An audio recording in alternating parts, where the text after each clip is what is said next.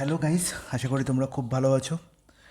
পুজোর মরশুম চলে এসেছে আমাদের। তো আমি জানি তোমাদের এই সময়ে আহ, পড়াশোনা করতে অনেকটাই ইচ্ছা কম হবে, কিন্তু কিছু করার নেই। আমাদের আরবি এনটিপিসি এক্সাম হয়তো খুব তাড়াতাড়িই হবে, তো তার জন্য আমাদের পড়াশোনা কন্টিনিউ করতে হবে এবং তার সঙ্গে ম্যাথসও করতে হবে। তো আমাদের ম্যাথস সিবিটি ওয়ানের জন্য যে ফার্স্ট ক্লাসটি হয়েছিল সেটা আশা করি তোমরা সবাই দেখেছো, এবং যারা এখনও দেখোনি তারা অবশ্যই দেখবে। সেখানে অনেক আমি ইম্পর্ট্যান্ট কনসেপ্ট করিয়েছি এবং অনেক ইম্পর্ট্যান্ট অঙ্কেরও সলিউশন করিয়েছি। তো আজকে আমরা সেকেন্ড ক্লাস নিয়ে এসেছি এবং সেখানেও আমরা খুবই ইম্পর্ট্যান্ট কয়েকটি প্রশ্ন দেখব। অ্যাকচুয়ালি প্রবলেমটা এটা হয়েছে, সেটা হচ্ছে আমি এখন খুব বেশি লং ভিডিও তোমাদের জন্য দেবো না। এখন আমি ভেবেছি যে তোমাদের 30টা প্রশ্ন একসঙ্গে না দিই, তোমাদের 10টি করে প্রশ্ন সলভ করাবো, এবং তাই তোমাদের কী হবে না, প্রশ্নের ডেপথ থেকে তোমরা অনেক বেশি ভালো জিনিস বুঝতে পারবে। তো চলে আসি আজকের ক্লাসে, কথা না বাড়িয়ে একদম প্রথম প্রশ্নে চলে আসি। দেখো, প্রথম প্রশ্নে বলা হয়েছে, a sum of money of rupees 2600 was lent out in two parts in such a way that the simple interest on the first part at 10% per annum for 5 years is the same as the interest on the second part at 9% per annum for 6 years. তার মানে কি, 2600 টাকা আমার হাতে আছে। আমি কি করলাম, এই 2600 টাকাকে দুটো পার্টে ভাগ করে দিলাম। একটি পার্ট বললাম পি, অপর পার্টটি বললাম কিউ। এবার এই পি পার্টটিকে আমি একটি ব্যাংকে রাখলাম, ধরলাম এসবিআই ব্যাংকে রাখলাম, আর কিউ পার্টটিকে আমি পিএনবি ব্যাংকে রাখলাম। ঠিক আছে, বলা হলো যে পি পার্টটি যদি আমি এসবিআই অ্যাকাউন্টে রেখেছি, এসবিআই ব্যাংকে রেখেছি, সেখানে রেট অফ ইন্টারেস্ট হচ্ছে 10% পার অ্যানাম, 10% পার অ্যানাম রেট অফ ইন্টারেস্ট, এবং সেখানে টাকাটা আমি 5 ইয়ার্সের জন্য রাখলাম, 5 ইয়ার্সের জন্য। আর কিউ পার্টটি যেটি আমি পিএনবিতে রেখেছিলাম, সেখানে রেট অফ ইন্টারেস্ট হচ্ছে 9%, এবং সেখানে টাকাটি আমি 6 ইয়ার্সের জন্য রেখেছি। দেখা গেল যে এই দুটো ব্যাংক থেকেই আমি যে ইন্টারেস্ট পেয়েছি সেই ইন্টারেস্টে কি না সেম, সেই ইন্টারেস্টই হচ্ছে সেম। তাহলে আমরা সবাই জানি যে 5 × 10, এই 5 × 10 করলে আমরা যেটা পাবো সেটা হচ্ছে এসআই পার্সেন্টেজ। তার মানে 50% আমি এখানে কী পাচ্ছি, ইন্টারেস্ট পাচ্ছি। আর এখানে 9 × 6 মানে 54% ইন্টারেস্ট পাচ্ছি পুরোপুরি। তাহলে ইন্টারেস্ট কার ওপর হয়, সবসময় প্রিন্সিপালের ওপর। তাহলে পি টাকার ওপর 50% ইজ ইকাল টু হচ্ছে কিউ টাকার ওপর 54%। পি টাকার ওপর 50% ইজ ইকাল টু হচ্ছে কিউ টাকার ওপর 54%, সেটাই অঙ্কে বলা হয়েছে। দেখো, দিক থেকে আমরা পার্সেন্টেজ সাইনকে আমরা কী করে দেবো, অমিট করে দেবো, পার্সেন্টেজ সাইন দেওয়ার কোনো দরকার নেই। তাহলে দেখো, ডাইরেক্ট আমি এখান থেকেই এই দুটি পার্টের রেশিও নির্ণয় করতে পারবো। তার মানে কি, আমি পুরো 2600 টাকাকে যে দুটো পার্টে ডিভাইড করেছিলাম পি আর কিউ, তার রেশিও পেয়ে গেলাম P/Q ইজ ইকাল টু কি না 54/50, দ্যাট ইজ 27/25, 27/25। আর 27 আর 25 যোগ করলে কত, 52। তার মানে 52 টাকা আমাকে থাকলে আমি সেটাকে 27 আর 25-এ ভাগ করেছি। তাহলে 52-এরই ভ্যালু দেওয়া আছে কত, 2600, 2600। আমার নির্ণয় করতে হবে কি, the part lent out at 10% পার অ্যানাম। তাহলে 10% পার অ্যানাম কোন পার্টটি না পি পার্টটি। তাহলে পি পার্টি ভ্যালু নির্ণয় করতে হবে, মানে 27-এর ভ্যালু আমাকে নির্ণয় করতে হবে। তাহলে 52-র ভ্যালু হচ্ছে 2600, তাহলে 27-এর ভ্যালু কত। তাহলে দেখো, 52 থেকে 26 কী করে হয়, 52 থেকে 26 করতে গেলে কী করব, আমি 2 দিয়ে ভাগ করব। তাহলে 27কে 2 দিয়ে ভাগ করলে, 27কে 2 দিয়ে ভাগ করলে কত হবে, 13.5। আর 13.5-এর সঙ্গে একটা শূন্য অ্যাড, 13.5-এর সঙ্গে যদি আমি 100 দিয়ে গুণ করে দিই, তাহলে আমি পাবো 1350। অপশান 4 হয়ে যাবে কারেক্ট আনসার। তো আশা করি তোমরা সবাই বুঝতে পেরেছো, কারোর কোনো ডাউট থাকার কথা নয়। তাহলে এখন এই প্রশ্নটি যদি আমার পরীক্ষায় আসে, তাহলে আমি কী করব, না, ডাইরেক্ট এখান থেকেই বলে দেবো যে 10 × 5 50, তাহলে P/50 ইজ ইকাল টু কি না Q/54। আর সেখান থেকে আমি পি আর কিউয়ের রেশিও পেয়ে যাব, আর এই পি আর কিউ কি না, কোন কোন পার্ট আমি কোন কোন ব্যাংকে রেখেছি, দুটি পার্টের ভলিউম পি এবং কিউয়ের ডাইরেক্ট রেশিও পাবো 54:50, দ্যাট ইজ 27:25। ব্যাস। তাহলে এখন এই যে পার্টটা পুরো আমি ক্যালকুলেট করলাম, এটা তোমরা আর পরীক্ষায় করবে না আশা করব। তো চলে আসি পরের প্রশ্নে। দেখো, পরের প্রশ্ন আরও একটি অসাধারণ প্রশ্ন। প্রশ্নে কি বলা হয়েছে আগে দেখি, এক সেকেন্ড। প্রশ্নে বলা হয়েছে, the numerator of a fraction is two less than the denominator. খুব ভালো কথা। তাহলে আমরা জানি যে একটি ফ্র্যাকশনের দুটি পার্ট, একটি হচ্ছে নিউমিনেটর, অপরটি হচ্ছে ডিনোমিনেটর। তাহলে নিউমিনেটর আর ডিনোমিনেটরের মধ্যে ডিফারেন্স কত? নিউমিনেটর আর ডিনোমিনেটর ডিফারেন্স হচ্ছে 2। ওকে, বলেছে numerator of fraction is 2 less than the denominator. তার মানে কি, ডিনোমিনেটরের ভ্যালু যদি আমার এক্স হয়, তাহলে নিউমিনেটরের ভ্যালু হচ্ছে x-2, তার মানে প্রপার ফ্র্যাকশন, তাই তো? ওকে, এবার কি বলা হলো, if the numerator is multiplied by 2 and denominator is multiplied by 3, denominator is multiplied by 3, then fraction becomes 2/9। তার মানে কি, দেখো আমি অলরেডি পেয়ে গেছি যে ফ্র্যাকশনটি কি x-2/x, x-2/x। এবার বলা হলো যে যদি নিউমিনেটরকে আমি কি করি না 2 দিয়ে গুণ করি, if the numerator is multiplied by 2, তার মানে 2 ইন্টু x-2 হয়ে গেল এখন নিউমিনেটর। এবং ডিনোমিনেটরকে যদি আমি 3 দিয়ে গুণ করি, তার মানে 3x হয়ে গেল এখন ডিনোমিনেটর। তাহলে এই পুরো ফ্র্যাকশনটির ভ্যালু বলা হয়েছে 2/9, 2/9। তাহলে 2 2 এখানে ক্যান্সেল আউট করে দাও, আর এখান থেকে 3 3 ক্যান্সেল আউট করে দাও, এখানে কত হলো 3। তাহলে আলটিমেট আমায় জানতে চেয়েছে কি না ফ্র্যাকশনটি কত ছিল, তাই তো? Then the fraction becomes 2/9, the fraction is, মানে অ্যাকচুয়ালি ফ্র্যাকশনটা কত ছিল, মানে x/2/x এর ভ্যালু নির্ণয় করতে বলেছে। দেখো x/2/x এর ভ্যালু আমি অলরেডি পেয়ে গেছি, সরি x-2/x, x-2/x এর ভ্যালু আমি এখানে পেয়ে গেছি কত না 1/3। অপশন 3 হয়ে যাবে কারেক্ট আনসার, অপশন 3 হয়ে যাবে কারেক্ট আনসার। চলে যাই পরের প্রশ্নে।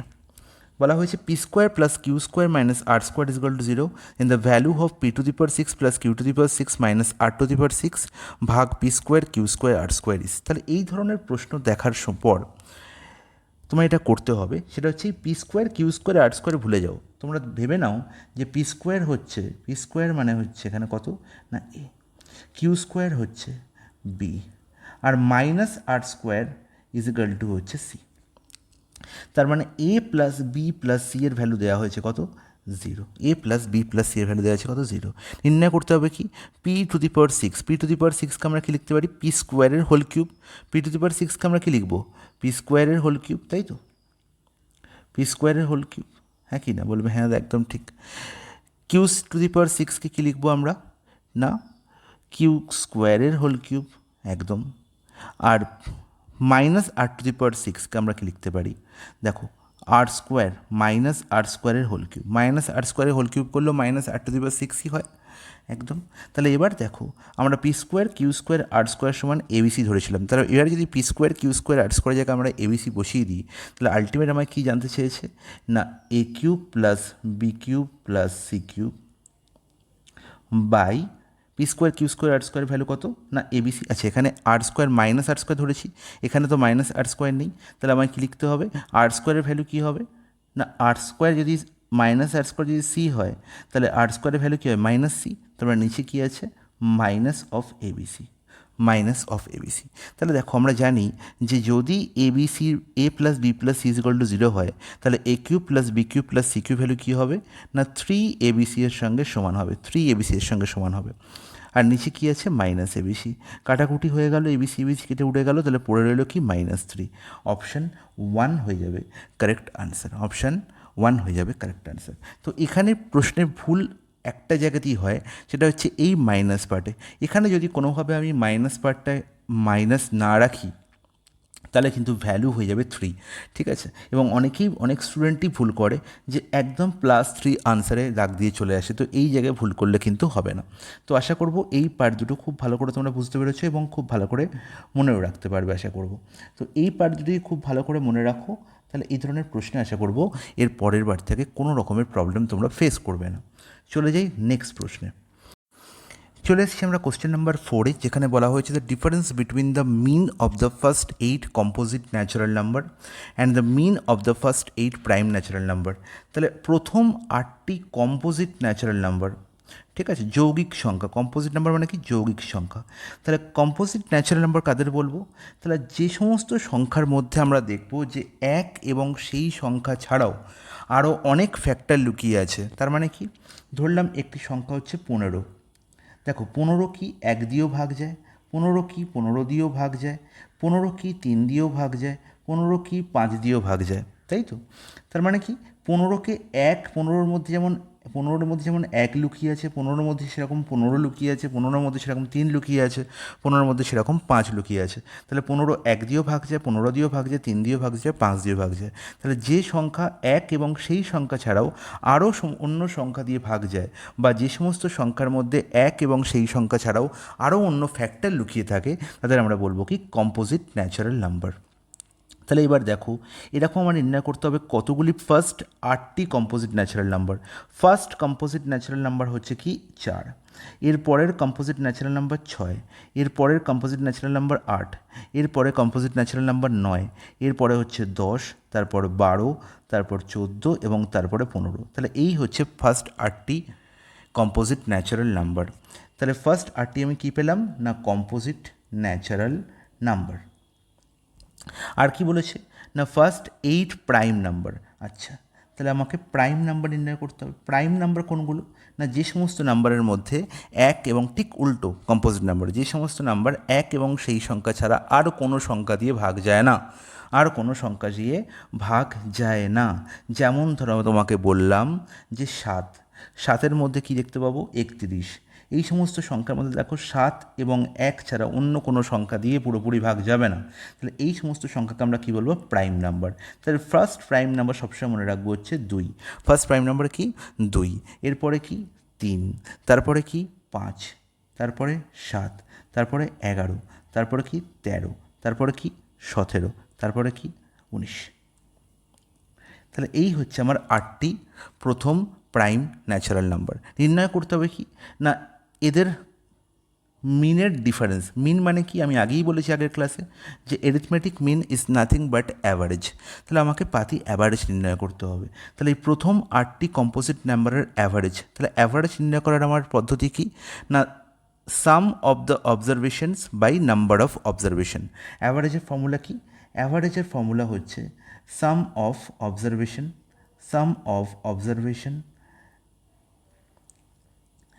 By number of observation, number of observation.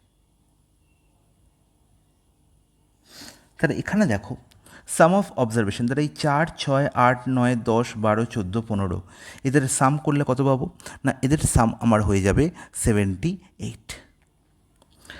R first 8টি প্রাইম নাম্বার এদের যোগফল হচ্ছে 77। এটা তোমাদের মুখস্থ রাখতে হবে। তাহলে এদের মধ্যে একটা মজার বিষয় আছে জানো তো। মজার বিষয় হচ্ছে যেই সবসময় মনে রাখবে এটা যে প্রথম 8টি কম্পোজিট ন্যাচারাল নাম্বারের সাম 78 হয় এবং তার থেকে 1 বিয়োগ করলেই হয় ফার্স্ট 8টি প্রাইম ন্যাচারাল নাম্বার। তাহলে প্রাইম ন্যাচারাল নাম্বার আর ফার্স্ট 8টি প্রাইম ন্যাচারাল নাম্বার আর ফার্স্ট 8টি কম্পোজিট ন্যাচারাল নাম্বারের মধ্যে ডিফারেন্স হচ্ছে 1। এদের মধ্যে ডিফারেন্স কত 1। তাহলে এদের ডিফারেন্স হচ্ছে 1, এদের সামের ডিফারেন্স হচ্ছে 1, সরি এদের ডিফারেন্স না সামের ডিফারেন্স। তাদের সামের ডিফারেন্স হচ্ছে 1, আমাকে এদের অ্যাভারেজ ডিফারেন্স নির্ণয় করতে হবে। তার মানে কি 78/8 হচ্ছে কম্পোজিট ন্যাচারাল নাম্বার। ফার্স্ট 8টি কম্পোজিট ন্যাচারাল নাম্বারের অ্যাভারেজ 78/8 আর ফার্স্ট 8টি প্রাইম ন্যাচারাল নাম্বারের অ্যাভারেজ হচ্ছে কত 77/8। তাহলে এদের মধ্যে ডিফারেন্স কত হবে না 1/8। 1/8 এক লাইনে প্রশ্ন শেষ। অপশান 4 হয়ে যাবে এই প্রশ্নের কারেক্ট আনসার। তাহলে এই প্রশ্ন থেকে আমরা জানতে পারলাম যে প্রথম 8টি কম্পোজিট ন্যাচারাল নাম্বারের সাম হচ্ছে 78 আর প্রথম 8টি প্রাইম ন্যাচারাল নাম্বারের সাম হচ্ছে 77, যেটা আমাকে মুখস্থ রাখতে হবে। ঠিক আছে, না হলে এই প্রশ্নটি করতে তোমার 10 সেকেন্ড থেকে 15 সেকেন্ড টাইম লাগবে, সেটা তোমরা 1 সেকেন্ডে করতে পারবে। তো আমার তোমাদের সাজেস্ট করব যেটা মাথায় রাখা দরকার, কিছু কিছু জিনিস আমাদের মাথায় রেখে দেওয়া দরকার যেটা আমাদের টাইম সেভ করতে সাহায্য করে। নেক্সট প্রশ্ন, number was increase by 40%, thereafter decrease by 40%। তাহলে যদি আমার ইনক্রিজ আর ডিক্রিজ সমান হয়, সবসময় মনে রাখবো যদি কোনো একটা বস্তুর পরিমাপ % ইনক্রিজ করার পর আবার সেম পরিমাণ ডিক্রিজ করে, সেম পরিমাণ ডিক্রিজ করে, তাহলে সবসময় মনে রাখবো যে মোটের ওপর কী হবে, টোটালের ওপর কী হবে, সবসময় ডিক্রিজই হবে। নেট চেঞ্জ, এই যে চেঞ্জ সবসময় কী হবে ডিক্রিজই করবে। ডিক্রিজ কত হবে না ডিক্রিজ হবে A²/100। ডিক্রিজ কত হবে না A²/100%। তাহলে এর ভ্যালু কত বলা হয়েছে 40%। তার মানে 40 × 40/100 হচ্ছে আমার ডিক্রিজ হয়ে যাবে। তাহলে 40 × 40/100 মানে 16% আমার ডিক্রিজ করবে। অপশান 1 হয়ে যাবে এই প্রশ্নের কারেক্ট আনসার। চলে যাই নেক্সট প্রশ্নে। The smallest number which should be subtracted from the smallest number of 4 digit to make it a perfect square. তো খুব ভালো কথা যে 5 অঙ্কের 4 অঙ্কে ক্ষুদ্রতম সংখ্যা থেকে কোন সংখ্যা বিয়োগ করলে সেটি একটি, হ্যাঁ আসুন, আচ্ছা দাঁড়ান।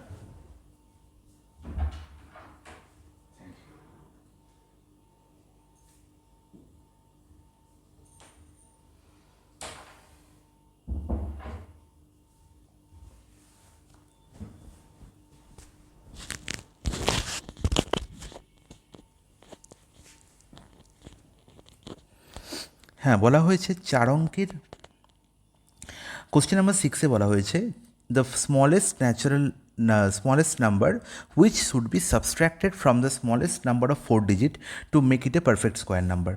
তাহলে 4 অঙ্কে ক্ষুদ্রতম সংখ্যা, 4 অঙ্কে ক্ষুদ্রতম সংখ্যা কী জানি আমরা, একের পিছনে 3টে শূন্য, তাই তো? তাহলে এই 4 অঙ্কে ক্ষুদ্রতম সংখ্যা থেকে কী বিয়োগ করলে যে বিয়োগফল আমি পাবো সেটি একটি কী হবে না, পারফেক্ট স্কোয়ার নাম্বার হবে। এবার তোমায় এটা মাথায় রাখতে হবে, আমরা সবাই জানি, আমি তোমাদের আগেই বলেছি যে 1 থেকে তোমাদের 35 অবধি সংখ্যার স্কোয়ার মনে রাখা দরকার। 1 থেকে 35 অবধি সংখ্যার স্কোয়ার মনে রাখা দরকার, ঠিক আছে? যদি তোমরা মনে রাখতে পারো তোমাদেরই সুবিধা। দেখো, তোমরা এখান থেকে ডাইরেক্ট বলতে পারবে যে 29 স্কোয়ার দ্যাট ইজ 961। 29 স্কোয়ার হচ্ছে কত, সরি ভুল বললাম, 31 স্কোয়ার হচ্ছে কত না 961। 31 স্কোয়ার কত, 961। এবং এর পরে যদি 32 স্কোয়ার করি আমরা, 32 স্কোয়ার করি, তাহলে সেই সংখ্যাটি আর 3 অঙ্কের থাকে না, সেটি 4 অঙ্কের হয়ে যায়। সেটি কত হয়ে যায় না, 4 অঙ্কের হয়ে যায়। তাহলে 3 অঙ্কের সবথেকে বৃহত্তম স্কোয়ার নাম্বার হচ্ছে 961, আর সেটাই আমাকে নির্ণয় করতে হবে। দেখো, তাহলে 961-এর সঙ্গে আর কত যোগ করলে 1000 হয় না, 39 যোগ করলে। তার মানে 1000 থেকে যদি 39 বিয়োগ করে দিই, তাহলে যে সংখ্যাটি পাওয়া যায় সেটি হচ্ছে এটি পারফেক্ট স্কোয়ার নাম্বার হয়, যেটি হচ্ছে 961। তার মানে অপশান 3 হয়ে যাবে আমার এই প্রশ্নের কারেক্ট আনসার। তো এই প্রশ্নটি করার জন্য আমাকে আর অন্য কোনো ট্রিক্স ভাবার দরকার নেই। আর যদি আমাকে ট্রিক্স কাজে লাগাতে হয়, সেটা আমরা নেক্সট প্রশ্নে আলোচনা করব। এই ধরনের প্রশ্নের জন্য সঠিক ট্রিক্স কী হতে পারে, ঠিক আছে? তো চলে যাই পরের প্রশ্নে। চলে এসেছি আমরা কোশ্চেন নাম্বার 7-এ। কোশ্চেন নাম্বার 7-এ যে প্রশ্নটি দেওয়া হয়েছে, এই প্রশ্নটি একটি খুবই অসাধারণ প্রশ্ন, এবং প্রশ্নটি অ্যাকচুয়ালি দেখেই হয়ে যাওয়া উচিত, কিন্তু প্রশ্নটির আগে একটা গল্প বলি, তারপর প্রশ্নটি সলভ বলবো। দেখো, প্রশ্নে বলা হয়েছে x² - 2x + 1 = 0 নির্ণয় করতে হবে x³ - 1/x³ ইজ। তাহলে দেখো, যদি তোমাকে x³ - 1/x³ ভ্যালু নির্ণয় করতে দেয়, এবং তার জন্য যদি তোমাকে x - 1/x এর ভ্যালু দিয়ে দেয়, সাপোজ x - 1/x এর ভ্যালু বললাম p দেওয়া আছে, তাহলে x³ - 1/x³ ভ্যালু সারা জীবন হবে কত না, p³ + 3p, direct answer p³ + 3p। তাহলে যদি তোমার এখানে x - 1/x এর ভ্যালু দেওয়া থাকতো, তাহলে তুমি x³ - 1/x এর কিউবের ভ্যালু ডাইরেক্ট নির্ণয় করতে পারতে, কিন্তু x - 1/x এর ভ্যালু কি দেওয়া আছে? দেখো, এখানে বলা আছে x² - 2x + 1 = 0। তাহলে এখান থেকে তুমি লিখতে পারো x² - 2x + 1 = 0। তাহলে x² + 1 = 2x। তাহলে x² + 1/x = 2, এবং যার মানে হচ্ছে x + 1/x হচ্ছে কত, 2। তাহলে যদি আমাকে x + 1/x এর ভ্যালু দিয়ে দেয় এবং x - 1/x এর ভ্যালু না দেয়, তাহলে আমি x - 1/x এর ভ্যালু নির্ণয় করতে পারি কী করে না, যদি x + 1/x এর ভ্যালু সাপোজ a হয়, 2 এর ভ্যালু আমি a ভাবলাম, তাহলে মনে রাখবো যে x - 1/x এর ভ্যালু হবে ± √(a²-4)। তাহলে এই পদ্ধতি অ্যাপ্লাই করে আমি খুব সহজেই x - 1/x এর ভ্যালু নির্ণয় করতে পারি, এবং সেখান থেকে x³ - 1/x এর ভ্যালু নির্ণয় করতে পারি। কিন্তু এবার প্রশ্নে ফিরে আসি ডাইরেক্ট। এখানে কিন্তু এত কিছু করার দরকার নেই। দেখো, x² - 2x + 1 = 0, যেখান থেকে তোমরা এক লাইনেই বলতে পারো, যেখান থেকে তোমরা এক লাইনেই বলতে পারো যে দাদা X square minus two X plus one is equal to zero, এর মানে হচ্ছে এক্স মাইনাস ওয়ানের whole square is equal to zero, তার মানে X minus one is equal to zero হতে পারে, সেখান থেকে এক্স ওয়ান আমি ওয়ান লিখতে পারি, ব্যাস। তাহলে এক্স মানে যদি ওয়ান হয়, X cube minus one by X cube, তার মানে কি one minus one, X cube minus one by X cube ভ্যালুও তো তাহলে জিরোই হবে, কত জিরোই হবে, ওয়ান মাইনাস ওয়ান। এক্সের ভ্যালু যদি ওয়ান হয় তাহলে এক্সের কিউব ওয়ানের কিউব ওয়ান, আর মাইনাস ওয়ান বাই ওয়ানের কিউব মানে ওয়ানই হবে, তাহলে ওয়ান মাইনাস ওয়ান কী হবে, জিরো হয়ে যাবে, অপশান ফোর হয়ে যাবে কারেক্ট আনসার। আবার এখান থেকেও বলতে পারি, দেখো এক্স এখান থেকে নয়, যদি X plus one by X two হয়, যদি X plus one by X plus two হয়, তাহলে এক্সের ভ্যালু কী বলতে পারি, ডাইরেক্ট ওয়ান বলতে পারি। এখান থেকেও আমার এরকম প্রশ্ন আসতে পারে যে যদি এক্স প্লাস ওয়ান বাই এক্সের ভ্যালু দুই বলা থাকে, প্লাস টু বলা থাকে, তাহলে আমি এক্সের ভ্যালু কী বলতে পারি, ডাইরেক্ট ওয়ান বলতে পারি। আর কী বলতে পারি, যদি X plus one by X minus two বলা থাকে, তাহলে আমি বলতে পারি এক্সের ভ্যালু কি মাইনাস ওয়ান। তাহলে এতগুলো কনসেপ্ট আমি এখান থেকে তোমাদের বলে দিলাম, ঠিক আছে? এতগুলো উপায়ে আমরা এইসব ধরনের প্রশ্নের সমাধান করতে পারি। তাহলে কারেক্ট আনসার কী হয়ে গেল না, জিরো। চলে যাই পরের প্রশ্ন। বলছি, in the school the average age of boys and girls together is 16.8 years, the average age of boys is 15.4 years, and the average age of girls is 18.2 years। খুব ভালো কথা, এই প্রশ্নটি দেখেই আমার মাথায় এটাই আসা উচিত যে এই প্রশ্নটির মধ্যে আর কিছুই নয়, অ্যালিগেশন আছে। কারণ কি, টোটাল স্টুডেন্টকে আমাকে বয়েজ আর গার্লস দুটি পার্টে ভাগ করেছে, ঠিক আছে? বয়েজদের অ্যাভারেজ এজ বলা হয়েছে 15.4 years বাবা, গার্লসদের অ্যাভারেজ এজ বলা হয়েছে 18.2 years, আর বয়েজ আর গার্লসের মিলিত বয়েসের অ্যাভারেজ মানে পুরো স্টুডেন্টদের অ্যাভারেজ বলা হয়েছে 16.8। আর দেখো 15.4 আর 18.2 এর মাঝামাঝি একটি সংখ্যা হচ্ছে 16.8। তাই আমার এখানে কোনোভাবেই অন্য কোনো মেথড অ্যাপ্লাই করার দরকার নেই, আমি ডাইরেক্ট ভাববো কি অ্যালিগেশন মেথড।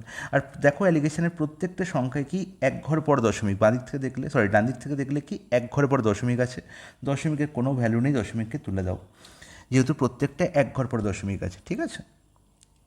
তাহলে 154, 182, 168। এবার অ্যালিগেশনের নিয়ম কি, এখানে যেহেতু 168 দেখতে পাচ্ছি 154 অপেক্ষা বড়, তাহলে আমি কী করবো, 168 মাইনাস 154, তার মানে কত হবে না 14। সিমিলারলি এখানে 182, 168 অপেক্ষা বড়, তাহলে 182 মাইনাস 168, 182 মাইনাস 168 করলে কত পাবো না 14। তার মানে দেখো এই যে রেশিওটি আমরা পেলাম 14:14, তার মানে হচ্ছে 1:1। এই রেশিওটা আর কিছুই নয়, এই রেশিওটি হচ্ছে বয়েজ আর গার্লসের রেশিও। না কাদের ওপর আমরা অ্যালিগেশন করেছি, না বয়েজ আর গার্লসের ওপর। তাহলে বয়েজ আর গার্লসের নাম্বারের রেশিও হচ্ছে কত না 1:1, অপশান ফোর হয়ে যাবে কারেক্ট আনসার। আমাকে সেটাই নির্ণয় করতে বলা হয়েছিল, the ratio of number of boys to girls in the school is. তো বোঝা গেছে যে অ্যালিগেশন মেথডের শক্তি কতটা। অ্যালিগেশন মেথড দিয়ে খুব সহজেই যে কোনো প্রশ্নের সমাধান আমরা চুটকিতে করতে পারি। Question number 9, the radius of the circumcircle of an equilateral triangle is √3 unit side is. প্রশ্নটা একটু অন্যরকমভাবে ইন্টারপ্রেট করা হয়েছে। অ্যাকচুয়ালি প্রশ্নটা এটাই বলতে চেয়েছে যে একটি ইকুইল্যাটারাল ট্রায়াঙ্গেলের সাইড বলা হয়েছে √3 ইউনিট। এটি একটি ইকুইল্যাটারাল ট্রায়াঙ্গেল ধরে নিলাম, যার প্রত্যেকটি সাইড হচ্ছে √3 ইউনিট করে, প্রত্যেকটি সাইডের লেন্থ হচ্ছে √3 ইউনিট। নির্ণয় করতে হবে যে এই ইকুইল্যাটারাল ট্রায়াঙ্গেলটিকে সার্কামস্ক্রাইব করে যদি আমি সার্কেল ড্র করি, তাহলে সেই সার্কেলের রেডিয়াস কত হবে, সেই সার্কেলের কী করতে হবে না রেডিয়াস কত হবে। আমার সবসময় মনে রাখতে হবে যে ফর ইকুইল্যাটারাল ট্রায়াঙ্গেল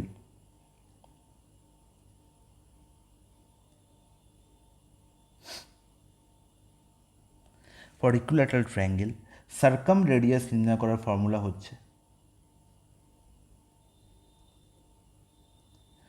a/√3, যেখানে a কে ডিনোট করে, এ হচ্ছে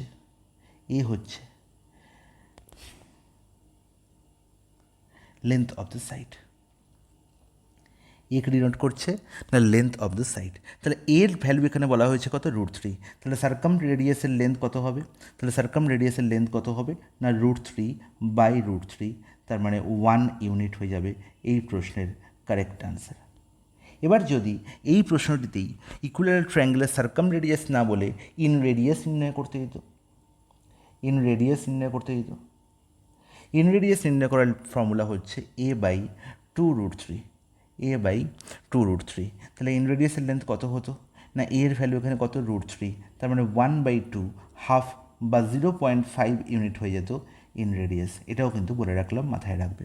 এখান থেকে আরেকটি খুব ইম্পর্টেন্ট কনসেপ্ট, সেটি হচ্ছে সার্কাম রেডিয়াস আর ইন রেডিয়াসের লেন্থের রেশিও। লেন্থের রেশিও কত হবে না, সবসময় 2:1 হবে। দেখো a/√3 হচ্ছে সার্কাম রেডিয়াস আর a/2√3 হচ্ছে কি ইন রেডিয়াসের লেন্থ। তাহলে a/√3 আর a/√3 দেখো এখানে কি কমন পার্ট বা কনস্ট্যান্ট পার্ট। তাহলে কনস্ট্যান্ট পার্টকে যদি আমরা কী করে দিই, অমিট করে দিই, তাহলে কী পড়ে থাকে না 1:1/2, আর 1:1/2 মানে কি √2, 2:1। তাহলে সার্কাম রেডিয়াসের লেন্থ আর ইন রেডিয়াসের লেন্থের রেশিও কত হয়ে গেল 2:1। তো তিনটে খুবই ইম্পর্ট্যান্ট কনসেপ্ট তোমাদের জানালাম, যেটা খুবই ইম্পর্ট্যান্ট। আমাকে আজকে সার্কাম রেডিয়াস জিজ্ঞেস করছে, কালকে আমাকে ইন রেডিয়াস জিজ্ঞেস করতেই পারে পরীক্ষক, ঠিক আছে। তো নেক্সট প্রশ্ন চলে আসি, কোশ্চেন নাম্বার 10। কোশ্চেন নাম্বার 10-এ বলা হয়েছে √2 + √x = √3 and the value of x = খুব ভালো কথা। দেখো √x থেকে এখান থেকে আমরা ডাইরেক্ট লিখতে পারি √x = √3 - √2। তাহলে আমাকে এক্সের ভ্যালু নির্ণয় করতে বলেছে, এর থেকে সোজা প্রশ্ন হয় না। আমাকে বোথ সাইড কী করে দেবো, হোল স্কোয়ার করে দেবো, বোথ সাইড হোল স্কোয়ার করে দেবো। √x-এর হোল স্কোয়ার করলে আমি এক্স পেয়ে যাবো, আর √3 - √2-র হোল স্কোয়ার এখান থেকে আমি ডাইরেক্ট বলতে পারি যে a - b হোল স্কোয়ার বলা হয়েছে, তাহলে a² + b² - 2ab হবে আমার কি আনসার। তাহলে a² + b² - 2ab। আচ্ছা বাবা, a² + b² - 2ab করতে তো আমার 2 মিনিট টাইম লাগবে না, 2 সেকেন্ড টাইম লাগা উচিত। কারণ কি √3-এর হোল স্কোয়ার মানে তো আমরা জানি 3 হবে, √2-এর হোল স্কোয়ার মানে আমরা জানি 2 হবে, তাহলে 3 + 2 5, তো পেয়েই গেলাম 2ab। তাহলে 2 × √3 × √2 মানে 2√6, তাই তো। তাহলে 5 - 2√6 হয়ে গেল আমার কারেক্ট আনসার। এক্সের ভ্যালু কত, 5 - 2√6, অপশন 1। তাহলে এরমভাবেই 10টা প্রশ্নের সলিউশন আমি দিলাম, এবং এই 10টা প্রশ্নের সলিউশন তোমরা আবার দেখবে এবং নিজে করার চেষ্টা করবে, ঠিক আছে।